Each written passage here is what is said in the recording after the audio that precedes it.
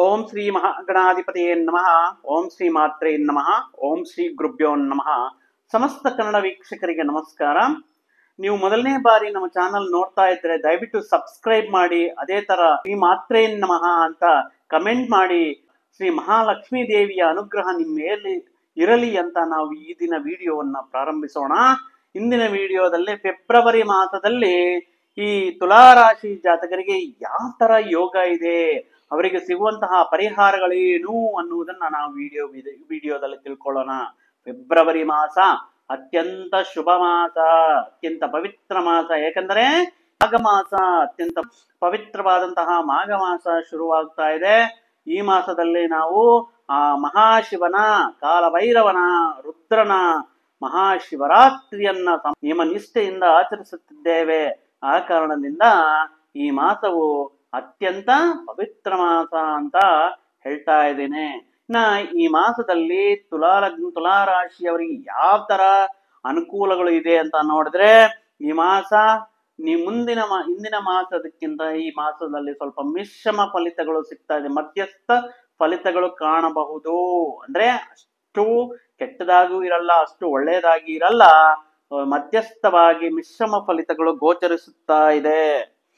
ಇನ್ನ ರಾಶ್ಯಾಧಿಪತಿ ಶುಕ್ರ ಷಷ್ಠ ಭಾವದಲ್ಲಿ 6ನೇ ಮನೆಯಲ್ಲಿರುವ ಕಾರಣದಿಂದ ಸ್ವಲ್ಪ ನಿಮ್ಮ ಕಾರ್ಯಗಳಲ್ಲಿ ವಿಳಂಬ, ಸ್ವಲ್ಪ ಅನಾರೋಗ್ಯ ಸೂಚನೆಗಳು, ಆರೋಗ್ಯದಲ್ಲಿ ಏರುಪೇರುಗಳಾಗುವಂತಹ ಸಾಧ್ಯತೆ ಇದೆ. ಅದಿಯೂ ಶುಕ್ರ ರಾಹು ಜೊತೆ ಇರೋದ್ರಿಂದ ಈ ಸಂಯೋಗದಿಂದ ಸ್ವಲ್ಪ ಆರೋಗ್ಯದಲ್ಲಿ ಹುಷಾರಾಗಿ ಇರಬೇಕು.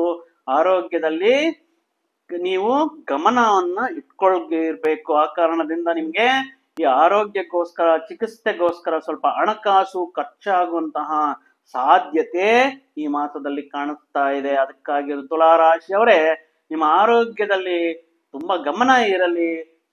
ಒಂದಷ್ಟು ಸೂಚನೆಗಳು, ಲಕ್ಷಣಗಳು ಕಾಣಿಸಿದ ತಕ್ಷಣ ನೀವು ಔಷಧ ಸೇವನೆ ಮತ್ತೆ ವೈದ್ಯರ ಪರ್ಯವೇಕ್ಷಣೆಯಿಂದ ನೀವು ಆರೋಗ್ಯದಿಂದ ಗುಣಮುಖವಾಗ್ತೀರಾ. ಅದರಲ್ಲಿ ಏನು ತೊಂದರೆ ಇಲ್ಲ. ಯಾಕಂದ್ರೆ ಶುಕ್ರ ಉಚ್ಚ ಸ್ಥಾನದಲ್ಲಿದ್ದಾರೆ. ಶುಕ್ರ ನಿಮ್ಗೆ ಅನುಕೂಲ ಮಾಡ್ಕೊಡ್ತಾ ಇದ್ದೇನೆ. ಆದ್ರೂ ನೀವು ತಗೋಬೇಕಾಗಿರುವಂತಹ ಜಾಗ್ರತೆಯನ್ನ, ಈ ಪರಿಹಾರಗಳನ್ನು ನೀವು ಮಾಡ್ಕೊಳ್ಳೇಬೇಕಾಗುತ್ತೆ. ಇನ್ನು ವೃತ್ತಿ ಉದ್ಯೋಗ ಪರವಾಗಿ ಸ್ವಲ್ಪ ಒತ್ತಡ ಇರುತ್ತೆ.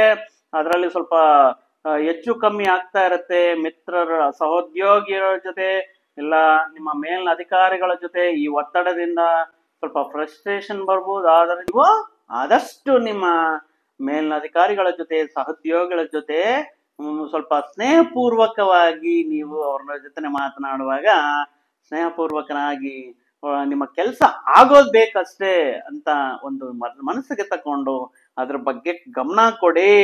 ವಿದ್ಯಾರ್ಥಿಗಳೇ ಈ ತಿಂಗಳಲ್ಲಿ ಸ್ವಲ್ಪ ಮೈಂಡ್ ಡೈವರ್ಟ್ ಆಗೋದಿಕ್ಕೆ, ಮನಸ್ಸು ಚಂಚಲವಾಗೋದಿಕ್ಕೆ ಆಗ್ತಾ ಇರುತ್ತೆ. ಆ ಕಾರಣದಿಂದ ಒಂದು ಪ್ರಣಾಳಿಕೆ ಮಾಡ್ಕೊಳ್ಳಿ, ಒಂದು ಟೈಮ್ ಟೇಬಲ್ ಹಾಕೊಳ್ಳಿ, ಒಂದು ಟೈಮಿಂಗ್ಸ್ ಇಟ್ಕೊಳ್ಳಿ.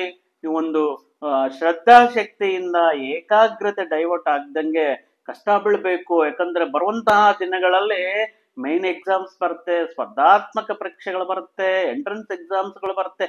ಆ ಕಾರಣದಿಂದ ಮಾರಬೇಡಿ, ನಿಮ್ಮ ಮೈಂಡನ್ನ ಡೈವರ್ಟ್ ಮಾಡ್ಕೋಬೇಡಿ. ನಿಮ್ಮ ವಿದ್ಯಾಭ್ಯಾಸದ ಬಗ್ಗೆ ಶ್ರದ್ಧೆ ಇರಲಿ ತುಲಾರಾಶಿ ವಿದ್ಯಾರ್ಥಿಗಳಿಗಂತ ಹೇಳ್ತಾ, ಮತ್ತೆ ಈ ರವಿ ಮತ್ತು ಬುಧ ಚತುರ್ಥ ಸ್ಥಾನದಲ್ಲಿರುವ ಕಾರಣದಿಂದ ನಿಮ್ಗೆ ಏನಾದ್ರೂ ಮನೆಯಲ್ಲಿ ಏನಾದ್ರೂ ಸ್ವಲ್ಪ ಮನಸ್ಪರ್ಧೆಗಳು, ಒಬ್ಬರಿಗೊಬ್ಬರಿಗೆ ಅಂಡರ್ಸ್ಟ್ಯಾಂಡಿಂಗ್ ಪ್ರಾಬ್ಲಮ್ ಇದ್ರೂನು, ವೈರುಧ್ಯಗಳಿದ್ರೂನು ಈ ಮಾಸದಲ್ಲಿ ಅವು ಸಾಲ್ವ್ ಆಗುತ್ತೆ.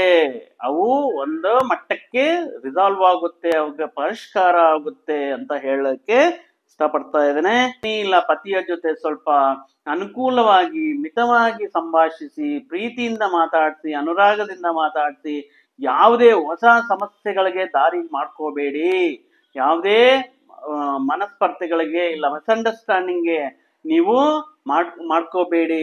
ನಿಮ್ಮಲ್ಲಿರುವಂತಹ ಗುಟ್ಟುಗಳು, ರಹಸ್ಯಗಳು, ಪತಿ ಪತ್ನಿಯರ ಮಧ್ಯೆ ಯಾವ ತರ ಗುಟ್ಟಿರುತ್ತೆ ಹೇಳಿ. ಒಬ್ರನ್ನೊಬ್ರು ಮನಸ್ಸು ಬಿಚ್ಚಿ ಮಾತಾಡ್ಕೊಳ್ಳಿ. ಯಾವ ಗುಟ್ಟನ್ನ ಮೇಂಟೈನ್ ಮಾಡಬೇಡಿ, ರಹಸ್ಯಗಳನ್ನ ಮೇಂಟೈನ್ ಮಾಡಬೇಡಿ. ಇನ್ ಕೇಸ್ ಆ ತರ ರಹಸ್ಯಗಳು ಇಟ್ಕೊಳ್ಳೋ ಅವಶ್ಯಕತೆ ಬಂದ್ರೂ ಒಂದಾನೊಂದು ಟೈಮ್ ನೋಡ್ಕೊಂಡು, ಒಂದು ಒಳ್ಳೆ ಟೈಮ್ ನೋಡ್ಕೊಂಡು ಅದನ್ನ ಅವ್ರ ಹತ್ರ ಹೇಳ್ಕೊಳ್ಳಿ. ನಿಮ್ಮಲ್ಲಿರುವಂತಹ ಭಾರವನ್ನ ಇಳಿಸ್ಕೊಳ್ಳಿ ಅಂತ ಹೇಳ್ತಾ ಇದ್ದೇನೆ. ಒಬ್ರನ್ನೊಬ್ರು ಅರ್ಥ ಮಾಡ್ಕೋಬೇಕು.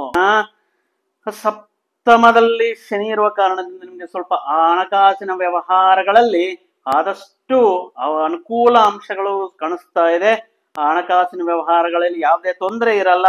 ಆದ್ರೆ ಈ ಸ್ವಲ್ಪ ಆರೋಗ್ಯದಲ್ಲಿ ಏರುಪೇರಿಕೆಯಿಂದ ಸ್ವಲ್ಪ ಖರ್ಚಾಗ್ಬೋದು ಅಂತ ನಾನು ಮುಂಚೆನೆ ಹೇಳಿದ್ದೀನಿ. ಇನ್ನ ಯಾವುದೇ ಆರೋಗ್ಯ ಸಮಸ್ಯೆ ಬಂದ್ರೂ ಅದಕ್ಕೋಸ್ಕರ ನಿಮಗೆ ಯೋಚನೆ ಮಾಡೋ ಅವಶ್ಯಕತೆ ಇಲ್ಲ. ಶುಕ್ರನ ಅನುಗ್ರಹ ನಿಮ್ಮ ಮೇಲೆ ಇದೆ. ಶುಕ್ರನ ದಯೆಯಿಂದ ಶುಕ್ರನ ಅನುಗ್ರಹದಿಂದ ಅವುಗಳನ್ನ ಈಸಿಯಾಗಿ ಅವುಗಳಿಂದ ನೀವು ಪಾರಾಗಬಹುದು ಅಂತ ಹೇಳ್ತಾ ಇದ್ದೇನೆ.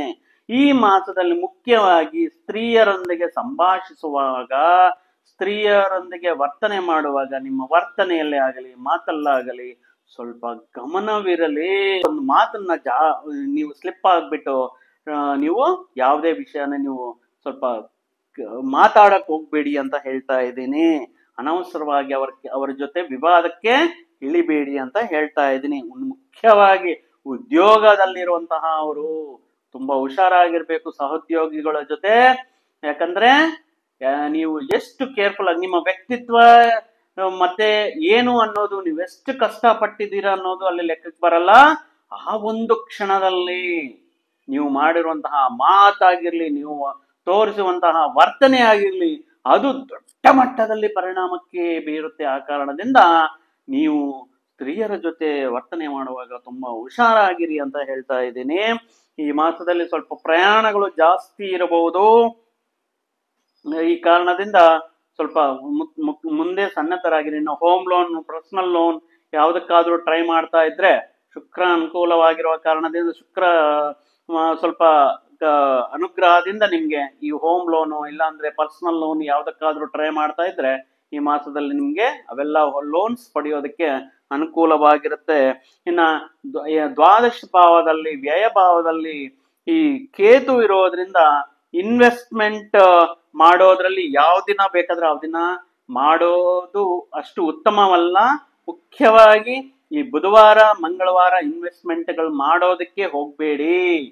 ಬೇರೆ ದಿನಗಳಲ್ಲಿ ಮಾಡುವುದಾದ್ರೆ ಮಾಡುವ ಮುಂಚೆ ಸ್ವಲ್ಪ ಗಣಪತಿ ಆರಾಧನೆ ಮಾಡ್ಕೊಳ್ಳಿ. ಮಹಾಗಣಪತಿನ ಮನಸ್ಸಲ್ಲಿ ಆರಾಧನೆ ಮಾಡ್ಕೊಂಡು ನೀವು ಇನ್ವೆಸ್ಟ್ಮೆಂಟ್ ಮಾಡೋದಕ್ಕೆ ಒಳ್ಳೇದಾಗುತ್ತೆ. ಮುಖ್ಯವಾಗಿ ಬುಧವಾರ ಮಂಗಳವಾರ ಇನ್ವೆಸ್ಟ್ಮೆಂಟ್ಗೆ ಎಷ್ಟು ದೂರ ಇದ್ರೆ ಅಷ್ಟು ಒಳ್ಳೇದಾಗುತ್ತೆ. ಇನ್ನ ವಿವಾಹಕ್ಕೋಸ್ಕರ ಪ್ರಯತ್ನ ಮಾಡ್ತಾ ಇರೋರು ಸ್ವಲ್ಪ ವಿವಾಹ ವಿಳಂಬ ಆಗೋದಕ್ಕೆ ಇಲ್ಲ ನಿಮ್ಮ ಮಿತ್ರರೊಡನೆ ಸ್ವಲ್ಪ ಪ್ರಾಬ್ಲಮ್ ಆಗೋದಕ್ಕೆ, ವಿಳಂಬ ಆಗೋದಕ್ಕೆ ಕಾರಣವಾಗ್ತಾ ಇದೆ. ಸ್ವಲ್ಪ 1-2-3 ತಿಂಗಳು ವೆಯ್ಟ್ ಮಾಡೋದು ಒಳ್ಳೆಯದು ಅಂತ ಇಲ್ಲಿ ಗೋಚರಿಸುತ್ತಾ ಇದೆ. ಆ ಕಾರಣದಿಂದ ವಿವಾಹ ಪ್ರಯತ್ನಗಳು ನೀವು ಮಾಡಿದ್ರೂ ವಿಳಂಬತೆ ಮತ್ತು ಪ್ರಯತ್ನ ಲೋಪ, ಪ್ರಯತ್ನ ನಷ್ಟ ಅನ್ನೋದು ತೋರಿಸ್ತಾ ಇದೆ. ಆ ಕಾರಣದಿಂದ 1-2-3 ತಿಂಗಳು ವೆಯ್ಟ್ ಮಾಡಿದ್ರೆ ಖಂಡಿತ ನೀವು ವಿವಾಹ ಪ್ರಯತ್ನಗಳು ಸಕ್ಸಸ್ ಆಗುತ್ತೆ ಅಂತ ಹೇಳ್ತಾ, ಈ ತುಲಾ ರಾಶಿಯವರಿಗೆ ಒಟ್ಟಾಗಿ ಸ್ವಲ್ಪ ಮಧ್ಯಮ ಫಲಿತಗಳು, ಅನಾರೋಗ್ಯ ಸಮಸ್ಯೆಗಳು ಕಾಣ್ತಾ ಇದೆ. ಆ ಕಾರಣದಿಂದ ನೀವು ಈ ಮಾಸದಲ್ಲಿ ಸ್ವಲ್ಪ ಆರೋಗ್ಯದ ಕಡೆ ಗಮನ ಕೊಡಿ ಅಂತ ಹೇಳ್ತಾ, ಶುಕ್ರನನ್ನ ಪೂಜಿಸಿ, ಶುಕ್ರ ಗ್ರಹವನ್ನ ಪೂಜಿಸಿ ಅಂತ ಹೇಳ್ತಾ ನಾನು ಈ ವಿಡಿಯೋನ ಇಲ್ಲಿಗೆ ಮುಗಿಸ್ತಾ ಇದ್ದೇನೆ. ಮತ್ತೊಂದು ವಿಡಿಯೋ ಜೊತೆಗೆ, ಮತ್ತೊಂದು ಆಸಕ್ತಿಕರವಾದ ವಿಷಯದ ಜೊತೆಗೆ ನಿಮ್ಮ ಮುಂದೆ ಬರ್ತೀನಿ ಅಂತ ಹೇಳ್ತಾ, ಸರ್ವೇ ಜನ ಸುಖಿನೋ ಭವಂತು, ಸಮಸ್ತ ಸನ್ಮಂಗಳಾನಿ ಭವಂತು. ಜೈ ಶ್ರೀರಾಮ್.